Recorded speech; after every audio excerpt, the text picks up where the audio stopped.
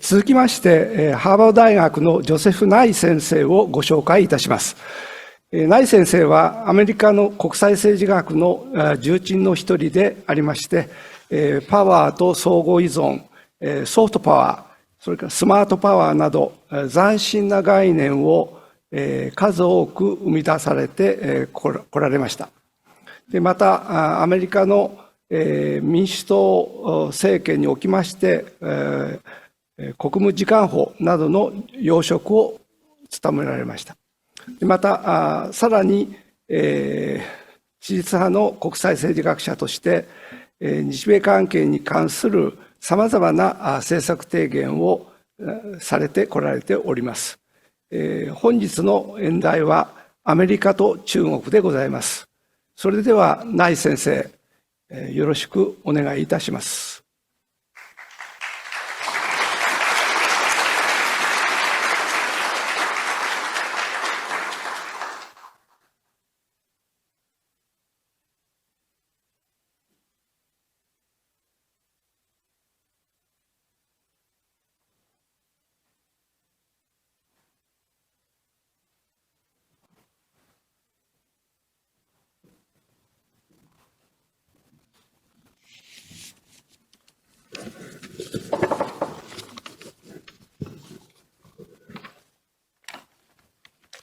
Chancellor Kurata, it's a pleasure to be back at TIU and particularly to see your wonderful new campus.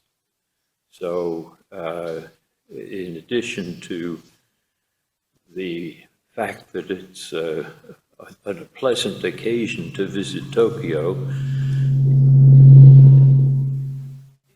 it's a doubly pleasant occasion to see the new campus. My topic is going to be the United States and China, and everybody says, well, how is this going to change under Donald Trump and the new election? I'll come to that point at the end of my talk, but I think it helps to put it in a larger historical context before we turn to day-to-day events of the past week. If you look at U.S.-China relations, they've really gone through cycles which last roughly 20 years. For example, after 1949, when the communists came to power, for the next 20 years, Americans and Chinese were actually killing each other. We had fighting on the Korean Peninsula, for example. The next 20-year cycle, which followed Nixon's visit to Mao in 1972, led to a de facto alliance where both the United States and China were concerned about the Soviet Union, and China allowed the U.S. to set up listening posts in Western China to listen in on Soviet military discussions and rocket questions. That period ended with the end of the Cold War, and so a third period, which really is a third 20-year period, starts in the early 90s, and that's sometimes been called the period of engagement. That's in time when the United States accepted imports from China and also promoted Chinese membership of the World Trade Organization. And that period of engagement was one in which there was much more social as well as economic contact between the countries.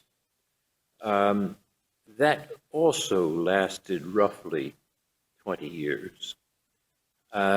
And it came to an end basically around 1915, 16 or so. And people often ask, well, what's the next period?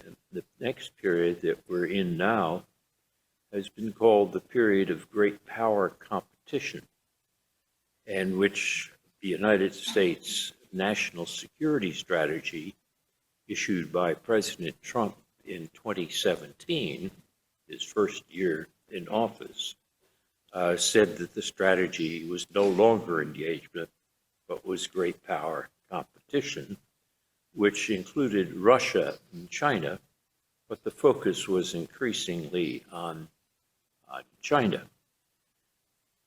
And that policy of great power competition continued under President Biden. So we're now halfway into another 20-year cycle. But we don't know whether it's 20 years this time or not. But we're well into this period of great power competition. Now, people say, well, what caused the end of the period of engagement? Was this Trump that caused this? And then they read from that what will happen when Trump returns. That's a mistaken view of history. Trump, in my view, was like a little boy who comes along and he sees a fire, and he throws gasoline on the fire, and it flares up. That was Trump in 2017. But if you ask who lit the fire that Trump threw the gasoline on, it really was lit by China. And it starts before Xi Jinping, goes back to about 2008.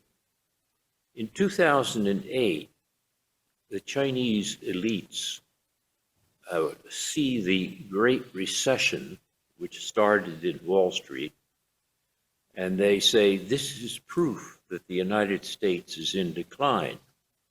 Why should we be holding back?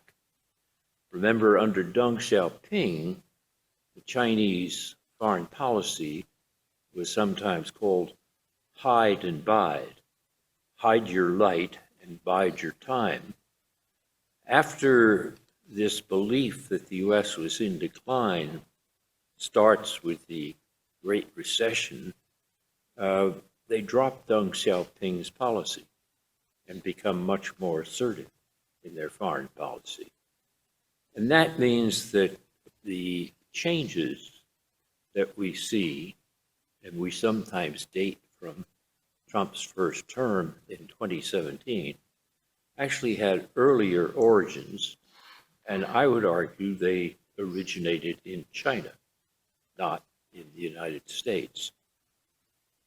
Now, that raises an interesting question, which is, how long is this going to continue?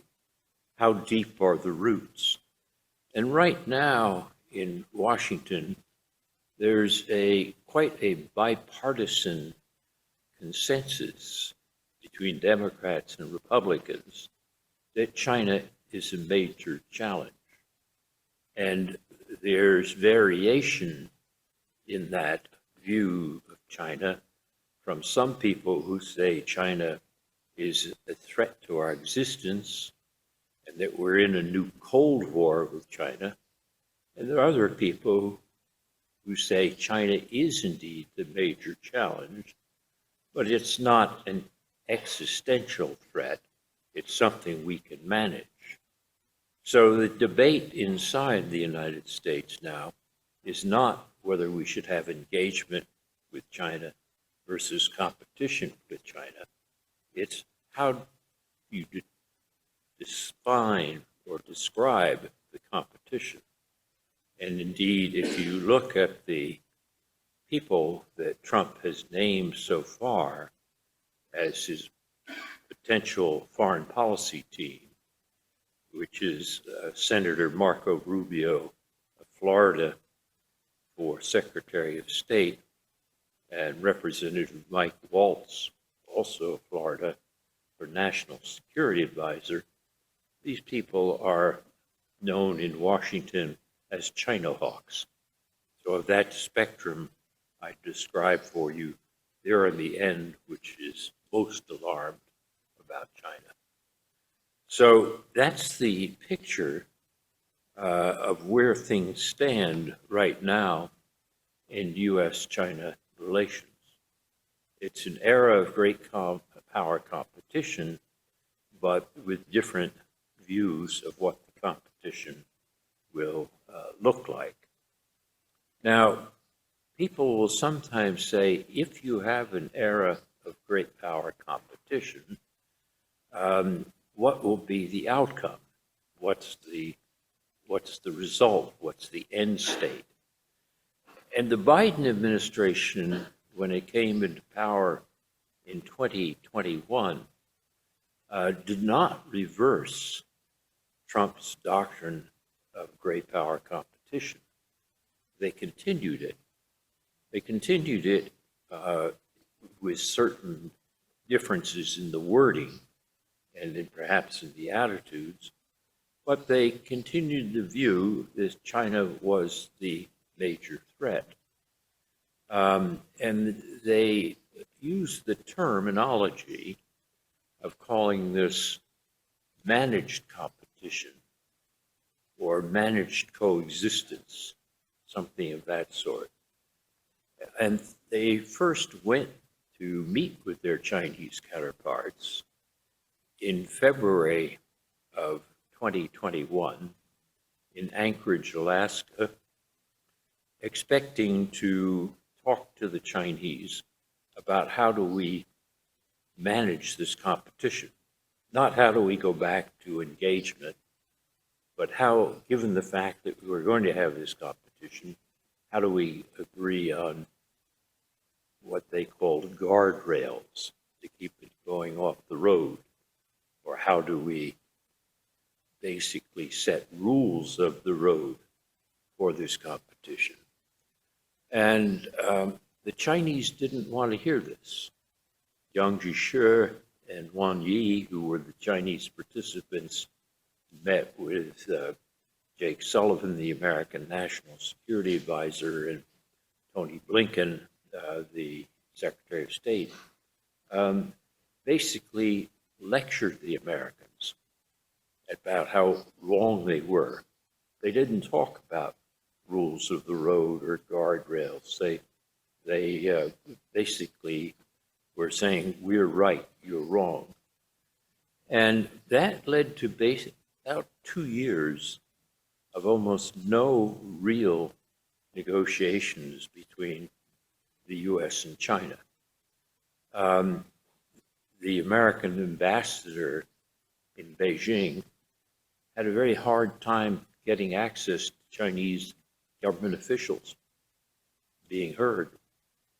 That begins to change in 2023, and it changes, in my view, that we don't know for sure, as the Chinese economy starts to go sour. They realize that having this tense relationship with the United States is costly for them. And so the meeting between Xi Jinping and Biden in San Francisco, or just outside San Francisco, in November of last year, led to very modest agreements, but a change in tone. The modest agreements were to discuss things like precursor drugs for fentanyl or rules for governing artificial intelligence.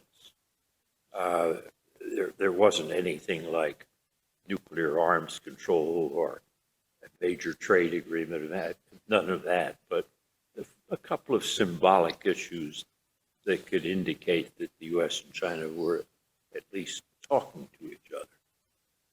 And that is about where things stand today. There have been meetings.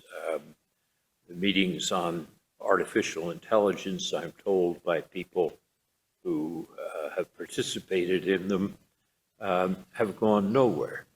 The Chinese have sent a team basically trying to get hold of American technology or technological secrets, but they're not interested in really setting universal rules. And on the fentanyl and precursor drugs, there's a little bit more progress, but it's not a key or central issue, as I described. So that's the situation of the U.S. and China at the current period, before Trump has even come into office again. People sometimes say, well, if you have this managed competition, or if you have this type of competition, won't the Chinese win? Aren't they going to overtake the United States? And there are many people who are pessimistic about the American future.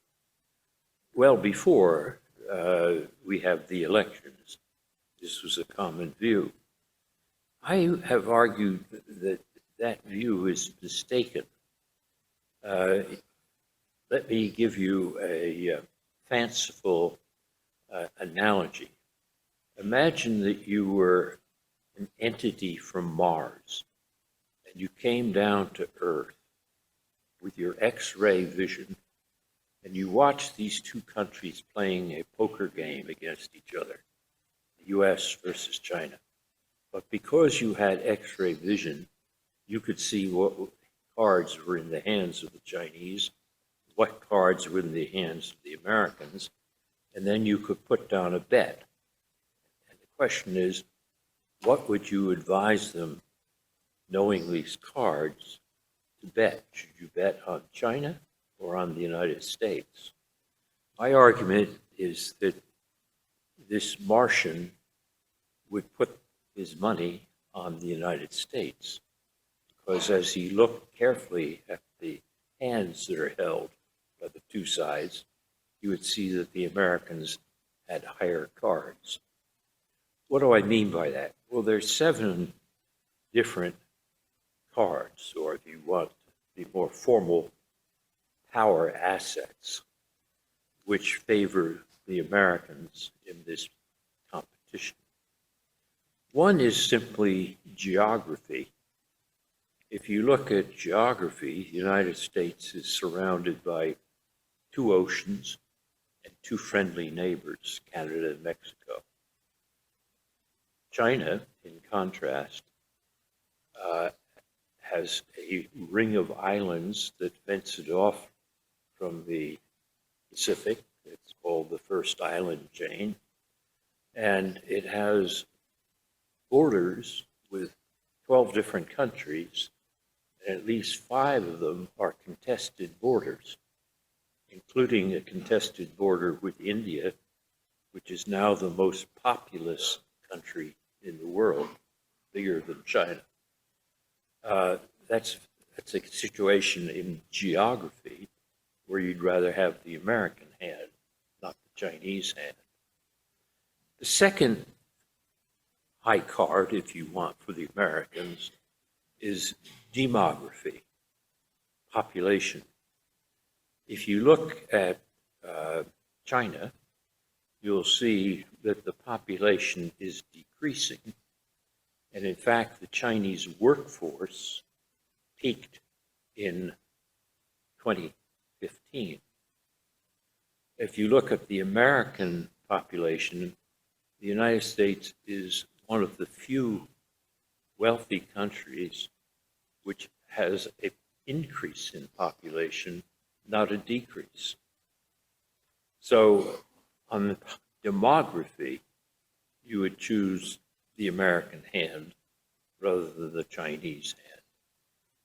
Now, somebody would say, yes, but don't worry too much about a declining workforce, because there's a solution to that. The economists will tell you the solution is increased productivity. Invest enough to improve the technology per worker, and it doesn't matter if the number of workers goes down. But if you look at total factor productivity in China, has it been going up or going down? It's been going down. And if you look at productivity in the United States, it's been going up. The London Economist magazine, which follows these things closely, had a special issue about 2 weeks ago that had a picture of the American economy as a rocket taking off. So I would argue that on the third card in this deck of 7 cards, productivity, I would again make my bet on the Americans. The fourth card, which is technology, is a bit closer in the sense that there's some areas where China is competing quite well in technology, either equal or even perhaps slightly ahead. But on overall technology, it's still, I think, one, if you had to make a bet, you would bet that in the areas of nanotechnology, biotechnology, and information technology, there's still something of an edge for the United States. If you look at research universities as a source of technological change, Shanghai Jiaotong University has done a study of what they call the top 20 research universities in the world. 15 of them are in the US, 0 in China. So in that sense, I would argue the edge is still the Americans on technology, though China has been closing the gap. A fifth card is financial systems. If you look at the Chinese financial system, which is having considerable troubles now because of the bust or bursting of the property boom, the problem is somewhat deeper than that. For example, if you look back about 10 years or more, when the International Monetary Fund expanded the special drawing rights, an artificial form of reserves that states hold, and they included the renminbi in the SDR for the first time, many people thought, oh, this is going to mean that yuan is going to be a major part of reserves if they displace the dollar as reserve currency. If you look at the numbers, the dollar in reserve currency is about 59% of the holdings of total central banks in the world. China is about 2%. And you say, well, how can that be? Why is that? And one of the reasons is that when it comes to holding reserves, people want deep and flexible capital markets and a rule of law, so that if they're holding their wealth in one currency, they can get it out if they want. It's going to be quite some time before China has deep and flexible capital markets, not to mention a rule of law. So on that fifth card, I would still prefer to be playing the American hand. The sixth card is what I call soft power, the ability to get what you want through attraction rather than coercion or payment. And on soft power, the Chinese have made major efforts to increase their soft power. They've spent tens of billions of dollars to increase their instruments to promote their soft power. And indeed, there's an anecdote which I recount in the memoir I just wrote called A Life in the American Century, where the Chinese foreign minister learned I was in Beijing and asked if I would come have dinner with him. I expected a large dinner. It was one-on-one, and he wanted to ask me, how do we increase China's soft power? And I said to him, well, I'll give you advice, but it's not going to be very useful. The first piece of advice is solve your border conflicts with your neighbors. Not easily done in a period of rising nationalism in China. The other advice is relax your tight party control over civil society, because a lot of American soft power or Japanese soft power comes not from what the government does, but from what civil society produces. Yet in China, if you have a genius artist like Ai Weiwei, who designed the famous stadium in the 2008 Olympics, he gets thrown in jail or in exile. That's not the way you increase your soft power. So there have been polls that have done by Pew and by Gallup asking which countries you find most attractive. And the U.S. outranks China in all continents except Africa, where it's basically a tie. And that's where the Chinese Belt and Road Initiative of building infrastructure has made China more attractive than in some other areas. But I would still think the American hand on soft power is the better hand to play. And finally, of the 7 cards in this imaginary hand that the Martian is looking at, is alliances. Ask yourself about China's alliances. Well, it has Russia. It has North Korea, maybe. It has Iran, up to a point. Not much more beyond that. If you look at the alliance system of the United States, it's quite extensive, more than 60 countries.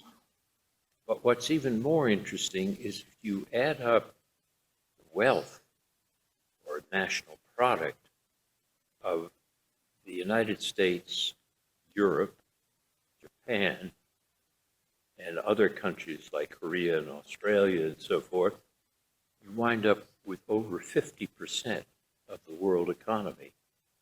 If you add up all those Chinese alliances I mentioned, you're not even 20% of the world economy. So on alliances, I would again want to play the American hand. So this is why I think, in fact, if we have a period of great power competition, the United States can do quite well. But notice something with my analogy of 2 players playing a card game. People sometimes can play the game foolishly.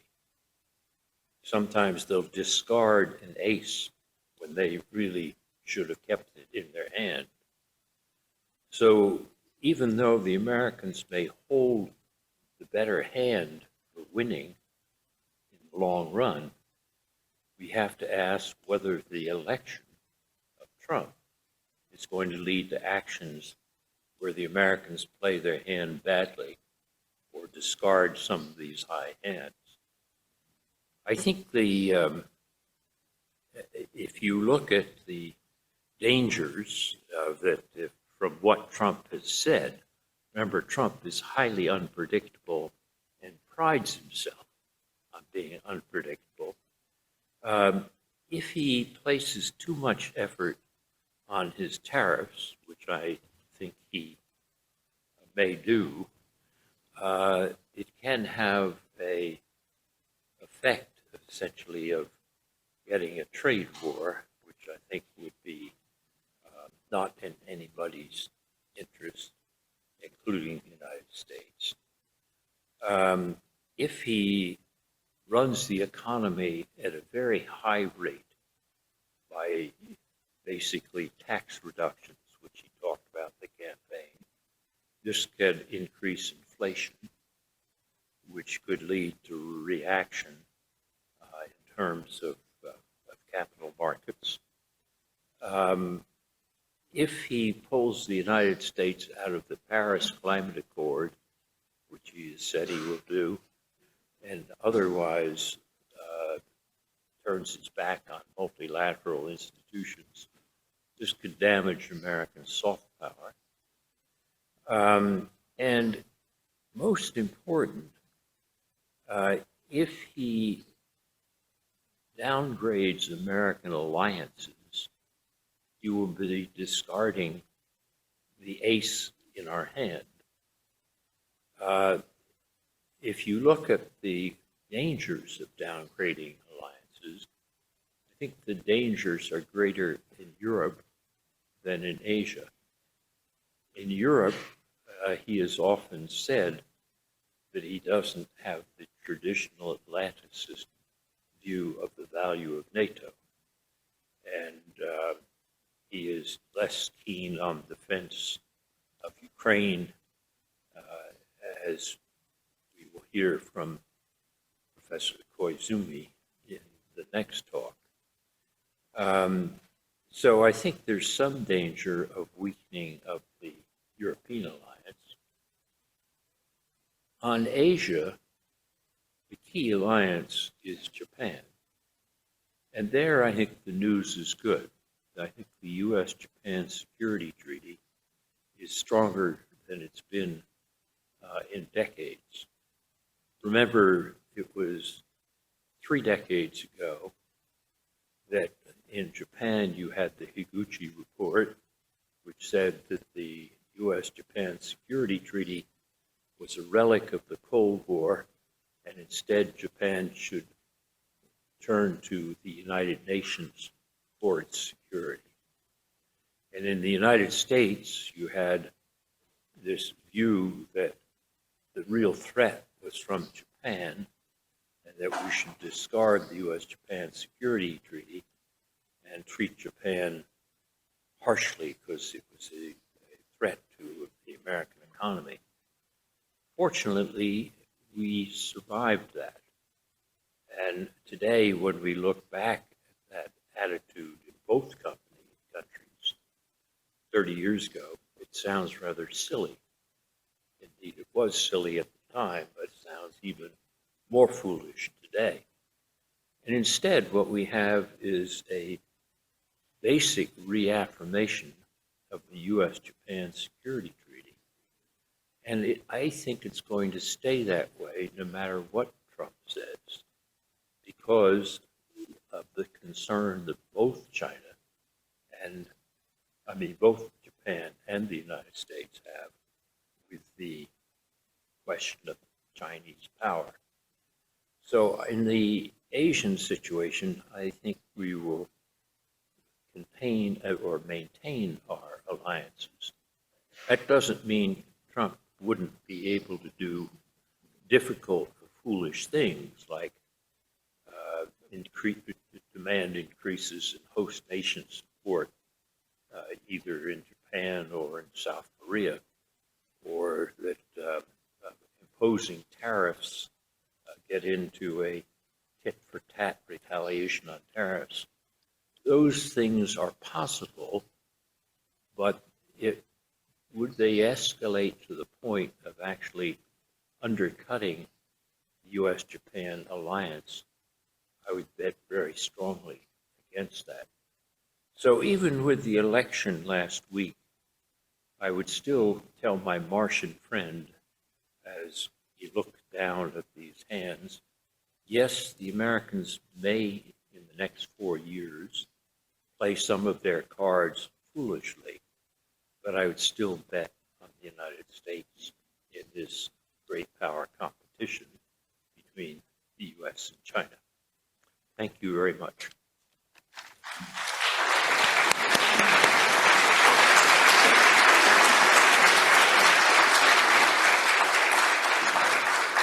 内先生、どうもありがとうございました。